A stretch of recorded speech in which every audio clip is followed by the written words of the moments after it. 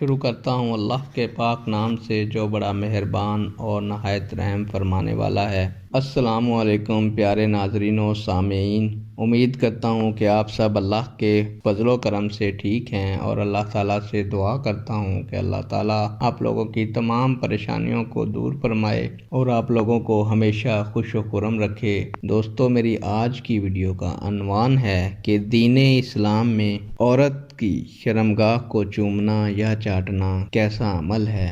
امید کروں گا کہ یہ ویڈیو آپ کے لیے بہت مفید ہوگی اور آپ کے علم میں اضافہ فرمائے گی، اور آپ اس ویڈیو کو نیک عمل سمجھ کر اپنے حلقہ احباب میں شیئر کریں گے، تاکہ وہ لوگ جو اس علم کو یا اس عمل کے بارے میں نہیں جانتے، اس کو دیکھنے، سوچنے، سمجھنے کے بعد اس پر عمل کریں اور ہمارے لیے نجات کا ذریعہ بنے، اور اللہ تعالی ہمیں اس کا اجر عطا فرمائے۔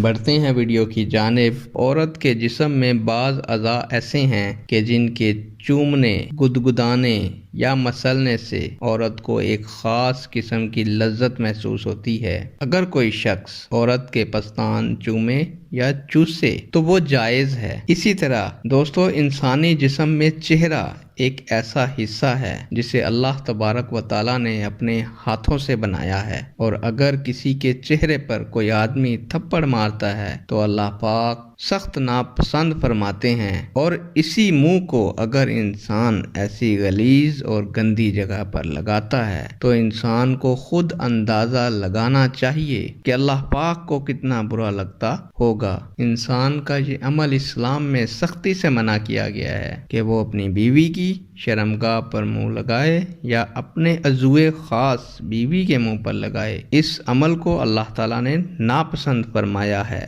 اور منع فرمایا ہے۔ تو دوستو، آج کے دور میں سائنس نے بھی ایسا عمل کرنے کے بھاری نقصان بتائے ہیں۔ جو شخص بھی عورت کی شرمگاہ پر یا اپنے عضو خاص کو عورت کے منہ پر لگاتا ہے تو ایسے لوگوں میں منہ کا کینسر اور سرطان جیسی خطرناک بیماریوں کے امکانات بہت بڑھ جاتے ہیں۔ ہر قسم کا اورل یا ایسا سیکس جسے اللہ پاک نے منع فرمایا ہے، وہ سب دین اسلام میں جائز نہیں۔ ایسے عمل سے گریز کیا جائے۔ تو یعنی دوستو، اس بات سے ثابت ہوا کہ ہمیں اپنی بیوی کی شرمگاہ کو چومنا یا چاٹنا دین اسلام میں جائز نہیں ہے۔ آج کل دوستو، آپ کو پتہ ہے کہ معاشرے میں نفسا نفسی کا عالم ہے۔